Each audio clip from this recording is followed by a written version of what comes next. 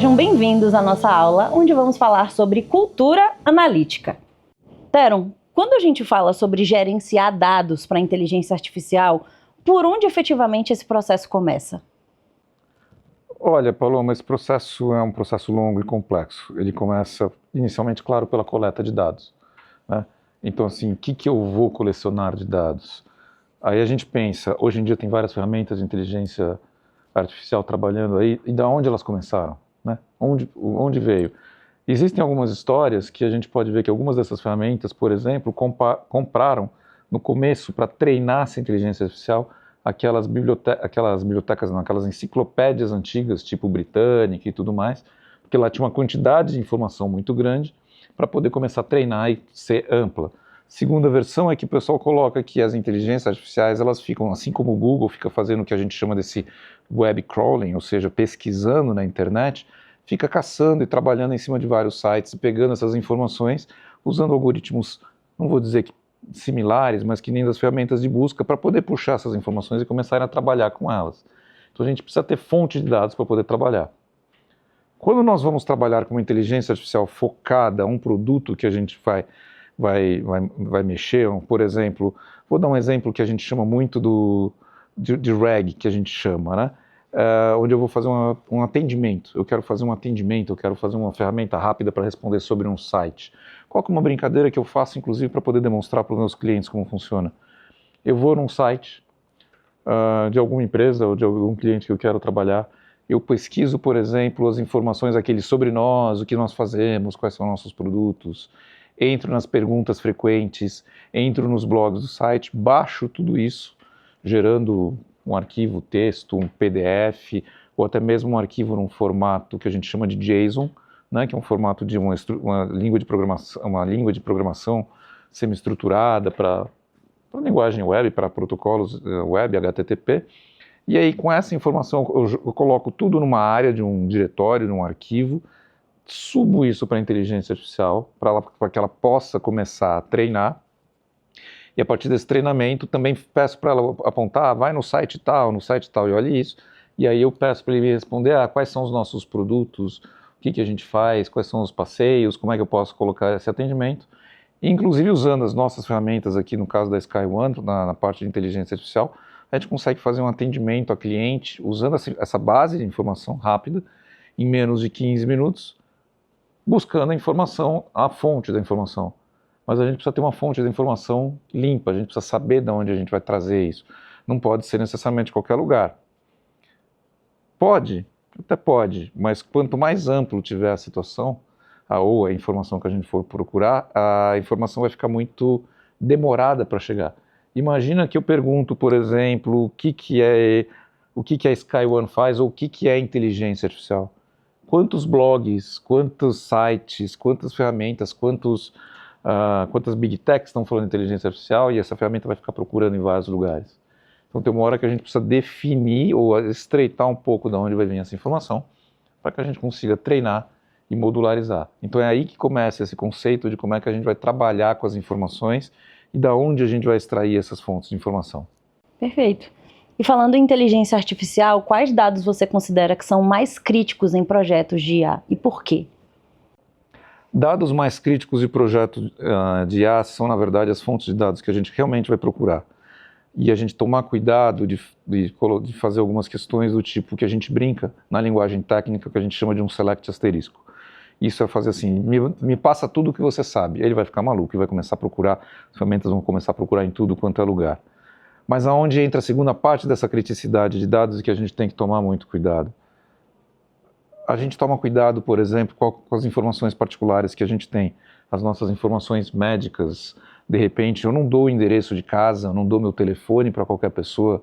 Imagino que vocês também não façam isso somente para pessoas confiáveis. Então a gente precisa tomar cuidado, porque as ferramentas de inteligência artificial têm dois tipos, e normalmente quando a gente está trabalhando com o tipo mais comum, quando a gente está usando essas de mercado que a gente conhece, elas vão estar buscando na internet toda. Então significa que eu vou pegar o meu dado, o meu telefone, o meu nome, o dado da minha família, e vou estar usando na internet como um todo, colocando esse dado lá como um todo. E aí significa que esse dado pode estar sendo usado, por mais que ele esteja criptografado, por outros sites, por outras informações. A gente costuma dizer que a gente vira o produto. Por exemplo, pegamos as redes sociais hoje. Nas redes sociais, não sei se todos lembram, mas o pessoal às vezes esquece porque quer publicar, na ânsia de publicar, está na que a gente chama da hype, coloca os dados na inteligência na mídia social do tipo, vou colocar minha foto, a foto do meu cachorro, a foto da minha mulher, filho, família, ou o que seja, para querer exatamente mostrar momentos felizes, algumas vezes momentos tristes. E mais ou menos, se eu não estou enganado a data, em 2023, tiveram as atualizações de termos, onde que as mídias sociais falaram, tudo que você postar aqui com a gente pode fazer o que quiser, entre aspas, mas pode fazer o que quiser, posso usar esses seus dados, sejam textos que você escreveu, sejam mídias que você subiu, fotos e vídeos, para treinar a minha inteligência artificial, e na hora que você quiser de volta, a gente apaga, devolve para você. Porém, o que ele fez com aquele treinamento, coisas específicas que tinham ali dentro, são deles. E hoje existe essa questão desse perigo que a gente usa nas ferramentas de inteligência artificial, tanto que muitas empresas estão com medo, e medos reais assustando nisso. De vamos supor que eu invento a fórmula mágica para poder fazer um novo computador e coloco essa fórmula mágica no Excel e subo essa planilha Excel, ou nessa planilha, subo na inteligência artificial hoje, nas ferramentas que estão de mercado, para que ele melhore para mim esta fórmula, ou melhore para mim esses conceitos, ou verifique esses números. Ela vai fazer isso. Esses números ela vai devolver para você depois, quando você pedir para devolver. Só que ela já processou essa tua fórmula, processou esse teu trabalho nessa inteligência artificial pública, nessas ferramentas de inteligência pública, e ela pode pegar essa fórmula e apresentar essa fórmula para o teu concorrente. Então aí onde você tem uma falha de segurança de dados, porém veja, não é uma falha de segurança de dados que a inteligência artificial daquela ferramenta XYZ que você está utilizando, que é uma área de vazamento dela. Não. É você, no teu conceito de não estar utilizando segurança suficiente, está falando, não, tá bom, pode usar meus dados. E isso é uma das coisas que a gente tem que tomar cuidado. Tanto que a tendência agora, inclusive que a gente trabalha aqui dentro, é com as ferramentas de inteligência artificial, ou as LLMs, né, as ferramentas de linguagem, a gente traz para dentro do nosso ambiente. É como se eu abaixasse ela para o meu computador, para o meu notebook, para o meu tenant, para o meu servidor, processo ela aqui dentro, um pouco menor de velocidade, sim, porque as capacidades hoje são menores do que esses grandes data centers, porém as informações estão fechadas e contidas aqui dentro. Se eu quiser, eu posso puxar ou mandar alguma coisa para fora, mas elas estão aqui contidas. Então eu tenho essa decisão e ter essa capacidade de decisão de colocar o que eu quero expor e o que eu não quero expor. Perfeito. Como que eu consigo, então, garantir qualidade e consistência nesses dados que alimentam um modelo? A gente tem várias estruturas de conseguir garantir a qualidade e consistência. A qualidade, primeiramente, é a gente realmente controlar o melhor possível, principalmente a fonte dos dados, né? Repetindo algumas frases que eu uso, como papel em branco, planilha, PowerPoint, aceita qualquer coisa, esses serem dados que estão vindo de uma fonte confiável, uma fonte séria e uma fonte não modificável, né? Para naquela história, que nem a gente brinca, que se eu conseguir modificar o dado, esse dado não é real. Se eu conseguir lá, eu coloquei um dado numa célula de uma planilha e depois eu mudo esse dado já não é mais real, porque sou eu que estou colocando. Esse dado tem que ser colocado e depois ele vai sendo versionado, tudo bem, mas não apagado e alterado novamente. Então é aí onde que eu trabalho qualidade e a gente vai entrar em detalhes sobre estrutura de governança, permissionamento e tudo mais para poder estar se fazendo isso, né? E em cima disso aí eu trabalho com essa autenticidade, qualidade e depois estruturando ele em cima das junções ou estruturas de dados que eu vou usar para poder apresentar ele tanto em ferramentas de dados, como principalmente para serem consumidos depois de um tempo filtrando também pelas ferramentas de inteligência artificial. Perfeito. Me fala então de que forma essa segurança de dados ela consegue influenciar na confiabilidade que a gente precisa ter dos resultados gerados por um IA. Como é que a gente gera confiabilidade nisso? É em cima de situações e valores que realmente a gente acredita. E isso não se gera de uma hora para outra, a gente tem que ter essa cultura e criar isso. Hoje em dia, quando a gente vai até mesmo fazer uma compra online, a gente vai fazer compra online em diversos sites que a gente pode estar colocando. Existem vários mercados para poder, e-commerce para a gente poder estar utilizando. Mas quem que você realmente confia? Aquele mais barato sempre, só que nunca te entrega? o produto, ou demora para te entregar, ou enrola para te responder, ou aquele que talvez seja um pouco mais caro, não esteja todas aquelas promoções, aqueles valores muito atraentes, porém você sabe que ele está lá sempre entregando, ele tem uma política de troca para com você, e se você raramente vê problemas. Se a gente for olhar, confiabilidade, existem sites que a gente verifica a reclamação exatamente de produtos ou de sites ou de empresas, e a gente hoje em dia faz a pesquisa sobre isso, ou a gente vai verificar algumas informações sobre um produto que a gente está pesquisando na internet. O que a gente faz hoje em dia? A gente vai ver quantas estrelas, avaliação, o que os outros usuários postaram sobre esses produtos, para ver o quanto que é confiável. Então a gente tem que seguir em cima disso e nessa linha seguir a confiabilidade. Perfeito.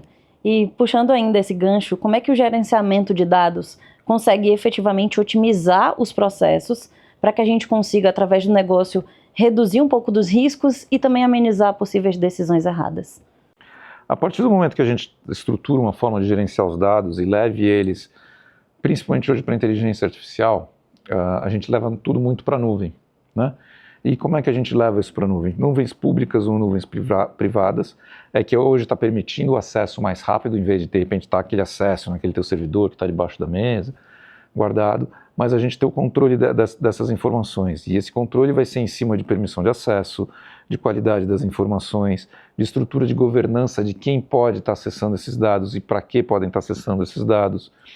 Outra forma que a gente cria, principalmente aqui na SkyOne, a gente não cria necessariamente um agente de inteligência artificial que ele resolve toda a questão, ou ele resolve tudo como a gente tem hoje os agentes de inteligência artificial na web que estão por aí. A gente cria agentes específicos para cada função, um para a área financeira, um para a área comercial, um para a área contábil, um para a área de produtos, um para a área de estoques, e depois a gente consegue fazer um encadeamento desses agentes para que eles funcionem em conjunto, em parceria. Mas a gente tem cada um uma certa estrutura, como se fossem pequenos, não silos, não é silo, mas questão de nicho, que o nicho é para ter um pouquinho mais de controle em cima das informações que vão ser colocadas. Não, por que eu estou falando que não é silo? Porque esse nicho está abrindo essa informação. O silo é quando você está com aquela informação fechada e só eu sei essa informação, e aí está fechado. E hoje a gente quer, até um certo nível de segurança, quebrar essa barreira dessas informações, por isso que elas estão na nuvem, mas com um controle, porque a gente não pode deixar de ter controle. Perfeito. E pensando um pouco nesse tópico dos dados sensíveis, você já enfrentou algum tipo de desafio ético em projetos que estavam envolvendo inteligência artificial? Já, constantemente a gente enfrenta com dados sensíveis problemas éticos. Por exemplo, temos alguns clientes aqui que, por mais que saibam que nosso ambiente é uma estrutura na nuvem e tem segurança, cada um tem seu ambiente, clientes que preferiram criar 2 ambientes, é o mesmo cliente, mas criar 2 ambientes, um para ser o que a gente chama do ambiente produtivo, está todo mundo trabalhando, operando, tirando pedido, fazendo compras e vendas e tudo mais, e o outro ambiente exclusivo para a equipe de desenvolvimento de novos projetos, de novos negócios. E essas equipes, elas se falam, mas elas não têm cruzamento de dados, exatamente para a questão ter a ética e a segurança de dados muito sigilosos, para não vazar a estrutura e o conhecimento de segredos industriais. Então é exatamente para poder se enfrentar isso. E da mesma forma como a gente tem um processo talvez cansativo, sim, cansativo, mas uma rigidez muito grande aqui de quando a gente vai tratar com dados dos nossos clientes, né? E o que eu quero dizer com isso? Muitas vezes os clientes pedem para a gente estar fazendo uma demonstração e querem trabalhar com os dados próprios que eles trabalham. A gente utiliza recursos no nosso jurídico, recursos legais, baseado em cima da LGPD, toda a parte de regulamentação de dados, onde que a gente fornece no contrato, pedindo para o cliente para que ele faça uma mescla, uma mistura desses dados, para que sejam dados reais, mas que só ele entenda, que não é algo que possa ter um perigo de vazar e gerar alguma falha importante, como a gente também tem o contraponto de garantir que esses dados que estão vindo do cliente não são dados sensíveis para outras informações, não são dados sigilosos que estão sendo vindo de outras empresas e que podem afetar, inclusive, a segurança jurídica da SkyOne. Então a gente também se protege nesse sentido, porque os dados são sensíveis e a gente acaba não percebendo pela forma automática que a gente começa a trabalhar. Então a gente é muito preocupado com os dados dos nossos clientes e, claro, não é que à toa que a SkyOne tem toda uma estrutura de cibersegurança, mas com os dados também que estamos tratando e que estamos recebendo dos nossos clientes. Perfeito. Você tem algum exemplo de um dado mal gerenciado que gerou algum tipo de falha ou viés em algum modelo? Eu tenho vários dados, exemplos que são colocados aí de dados mal gerenciados, então a gente constantemente está ouvindo exatamente informações de invasões e de tudo mais, e recentemente eu estava conversando com algumas pessoas e colocando uma informação de que sites vazaram dados que tiveram invasões de dados que não foram bem gerenciados e bem estruturados na estrutura de segurança dos seus usuários, e não vazaram os dados no sentido de que pediram resgate em cima dos dados, que é uma das coisas que acontecem, mas dados sensíveis como nome, eventualmente CPF, CNPJ, dados de cartão de crédito foram publicados e expostos desses clientes, desses sites, de forma que esses clientes poderiam sofrer chantagem, poderiam ter seus cartões clonados sendo utilizados para outras coisas. Então foram dados que não foram bem trabalhados, dados que poderiam ter sido criptografados ou que não necessariamente precisavam ter sido utilizados em alguma camada dessa a mais, até mesmo para ser usado pela inteligência artificial. E eram dados que eram usados pela inteligência artificial, inclusive para gerar resposta para esses clientes, que eram desses sites, até era um site de conversas e tudo mais, e que deveria ter tido uma estrutura um pouco mais organizada de segurança. Existe algum padrão ouro que ajuda as empresas a conseguir organizar esses dados com mais responsabilidade? O padrão ouro, eu acho que a gente tem que entender que a técnica sempre tem o máximo de segurança possível. Eu sempre fui muito adepto da segurança. Primeiro você fecha todas as portas e depois você vai abrindo ela conforme é necessário se fazer isso. E em cima disso você pode, trabalhando em cima do ouro, vamos até detalhar depois um pouco mais na parte de governança, várias estruturas, mas eu sou muito adepto, dá trabalho, mas começar a fazer em cima de um processo que a gente chama de confederado, né? De distribuir a responsabilidade para quem sabe de quem é a responsabilidade.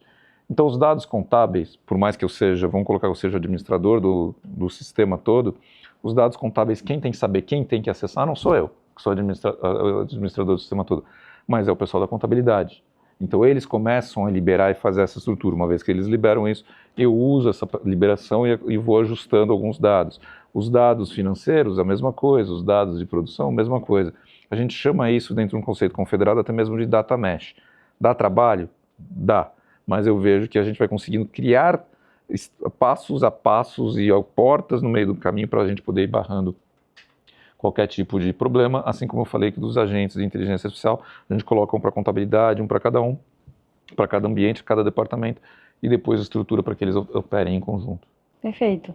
E para a gente fechar, que conselho você daria para quem quer começar a estruturar um pipeline de dados éticos e confiáveis com inteligência artificial? Conselho que eu dou. Vamos lá. Primeira coisa, feche. Se for seguir mais ou menos a estrutura que eu tenho, primeiro feche tudo, para depois começar abrindo o que se é possível. Qual é o exemplo clássico? Quando você vai entrar num apartamento hoje, ou numa portaria de um prédio, você vai passar por uma recepção, você vai passar para tirar uma foto, entregar teu documento, você vai chegar na portaria, na porta do apartamento, você vai ter que ter uma chave para abrir a porta do apartamento. Então você vai abrindo e dando essas chaves para todo mundo. Portaria de um prédio, todo mundo passa, ou quase todo mundo passa funcionários, passa outras pessoas, moradores do prédio, mas já tem um certo controle. A portaria de repente da tua casa, a porta da tua casa, você vai dar a chave da porta da tua casa somente para pessoas da tua família, eventualmente funcionários que vão te ajudar. E mesmo assim, você de repente vai guardar joias, dinheiro, documentos importantes ali para ser perdido naquela outra gaveta dentro do armário, uma chave. Essa chave você também não vai dar para todo mundo. Então, vamos controlando e criando isso daí. Dá trabalho de saber onde é que estão todas essas chaves? Dá, mas é uma forma da gente conseguir garantir um pouco mais a segurança em cima disso. Boa. Theron, muito obrigada pela sua participação. Time, chegamos ao final da nossa aula sobre cultura analítica. Nos vemos no próximo conteúdo.